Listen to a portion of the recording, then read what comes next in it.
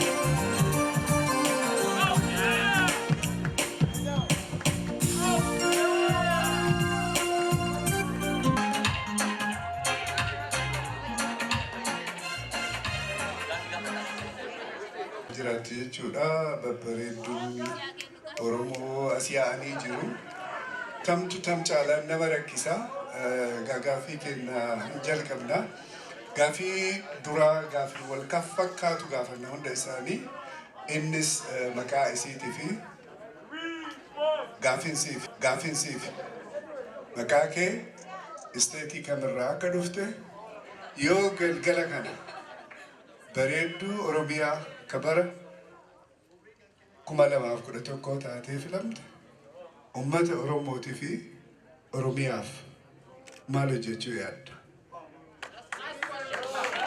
Uncle Linsayana jedhama. Yooni Miss Oromia 2011 ta'ee filatame. I would like to go back to Oromia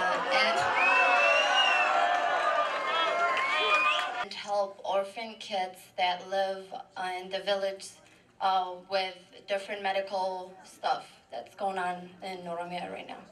Okay, Namachatan.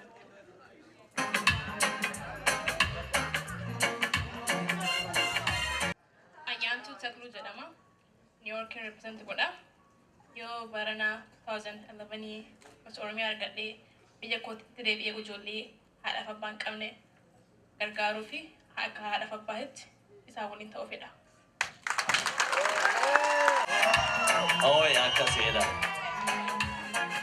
Tole warri Minisootaa hedduminaan as waan jirtanii fi garuma keessan harkisuu barbaaddanii dubbiin garuu sagalee kennaa jennee isin hin gaafannu obsaan nu caqasaa. Yo wano Minnesota kana mo'adhe Miss Oromia yoo mo'adhe biyya galeetiin urgala irraa waan tokko hawwii qabaan ture hawwiin kiyya immoo bilisummaadha. Kanaafuu wanti bilisummaan jabeessitu hamilee uummata keetii kennitaa hin jabeessitaa. Ani waan katabuuf katabeetiin waan seenaa kenna addunyaa naa beektu eenyummaa kenna namni haa beeku sanirraa bilisummaan jalqabanaaf fakkaata. Kanaafuu biyya galeetii uummata kiyya jabeessu fedha.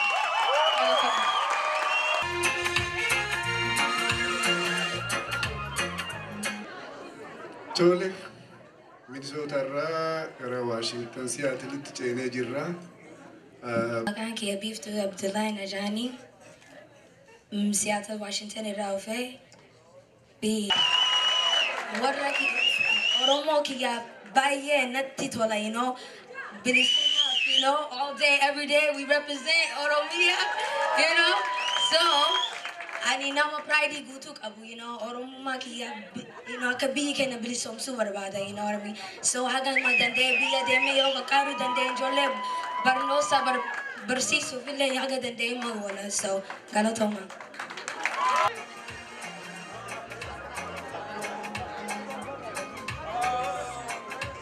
chosen for the second round. Miss Minneapolis Miss Minneapolis also has been chosen for the second round. and Miss Seattle. Miss Seattle. So congrats. Okay. Gaaffii tokko sin gaafannaa lakkoofsa tokko hamma 24 keessaa lakkoofsa tokko waan feetani keessaa nutti himtu gaaffii lakkoofsa sanaa deebiftu jechuudha. So Miss California irraa jalqabna. Lakkoofsa maal? lakkoofsa 5.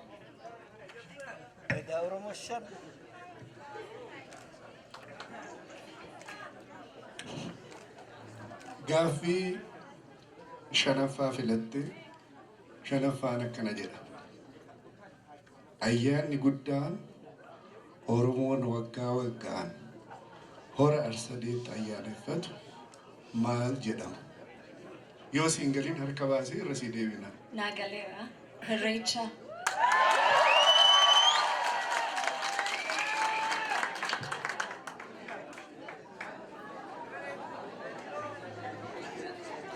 Okay, Miss Minneapolis. Sadaffaa.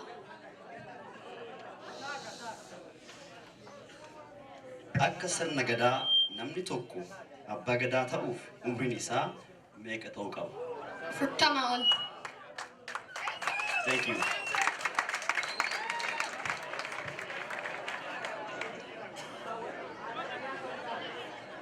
Seattle. Ja. Biyya kamitti jalqabe? Toronto, 1996.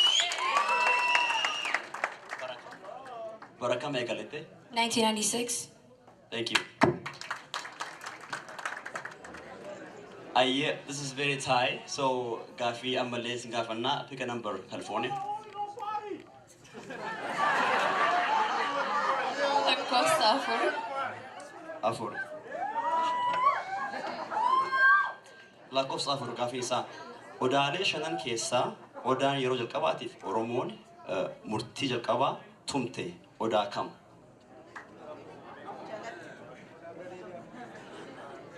Odaalee shanan keessaa odaan yeroo jalqabaatiif Oromoon murtii jalatti tumte odaa kam?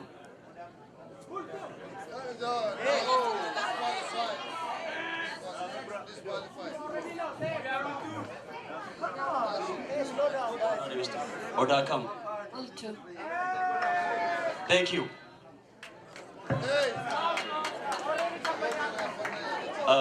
Gafi itti Miss Minneapolis.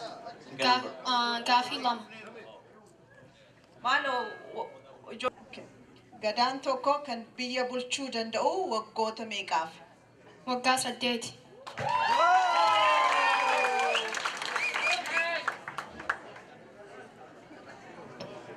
Lakkoofsa meeqa? 8.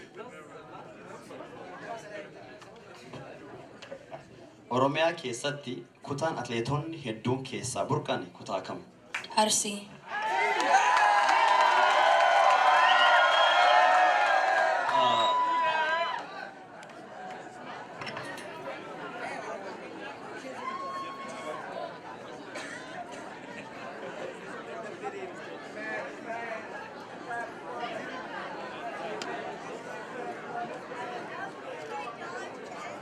Namni tokko kufeera Miss California. Deebiin odaa roobaati. Odaa bultumii miti. Kanaafuu amma Miss Minneapolis fi Miss Washington. We are sorry for Miss California. She's baay'ee bareedduudha garuu amma kana wadde maal goonaa seetani gaaffii cimaa gaafanna. Yaada keessa gaaffii lakkoofsa sadaffaadha. So eenyutu dura dhimma barbaada?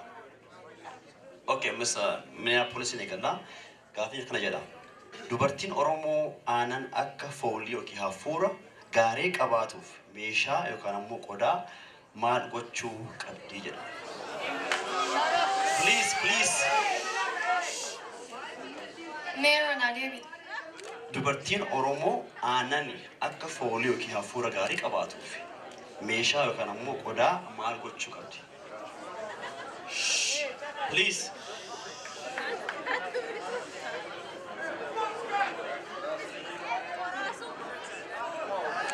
Hin Rosti.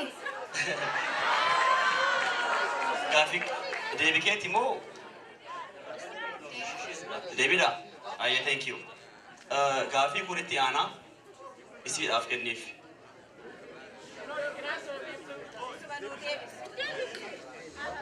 Men of Davis. Dubartiin Oromoo aannan akka foolii yookiin hafuura gaarii qabaatuuf meeshaa yookaan ammoo qodaa maal gochuu qabdi? Laal.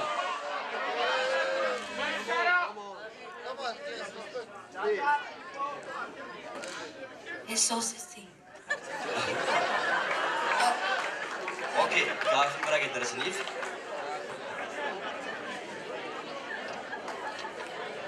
Okay, gaaffii 5ffaadha. Profeesarri dhalata Eertiraa tokko yeroo afaan Oromoo dubbachuu akka salphaatti laalamuu keessatti sodaa tokko malee sirna gadaa qoratee kitaaba barreessee eenyu jedhama? Ismaa'iipolis.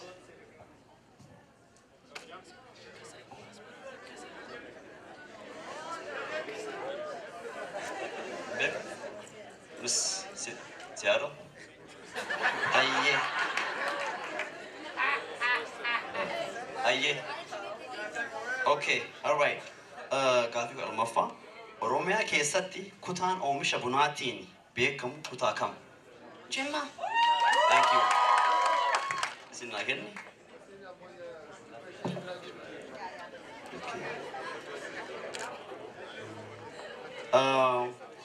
Gaaffii 16ffaa. Dubartiin Oromoo yeroo ateetee baatu maal harkatti qabattee baati?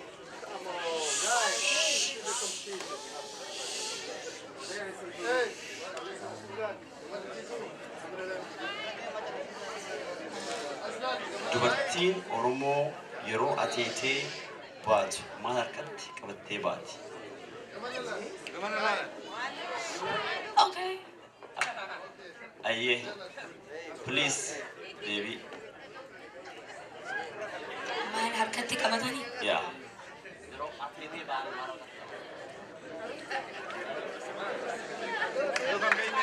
Thank you so much. Sa'aan darbee jira. Deebii isaa siinqeedha. Thank you. Amma kan nama margituudhaaf harka keessan laalaa ta'e tokko. Hedduu galatooma. Thank you very much. Margituu argoo.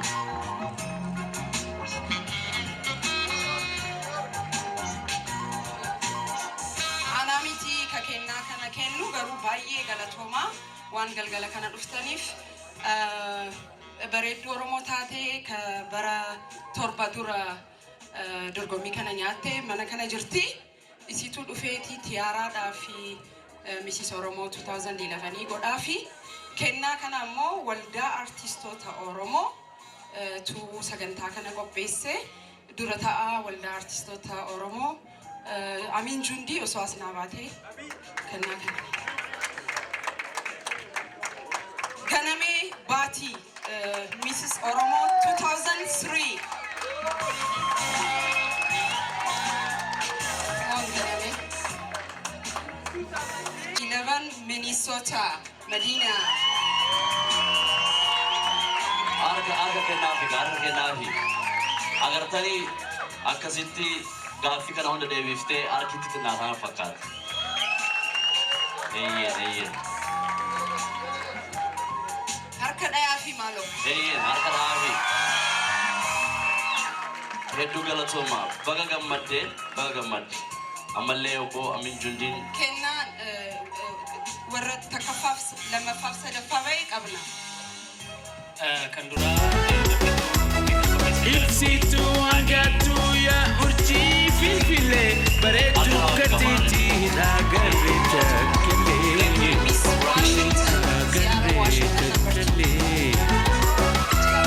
Leonardo da Vinci suuraa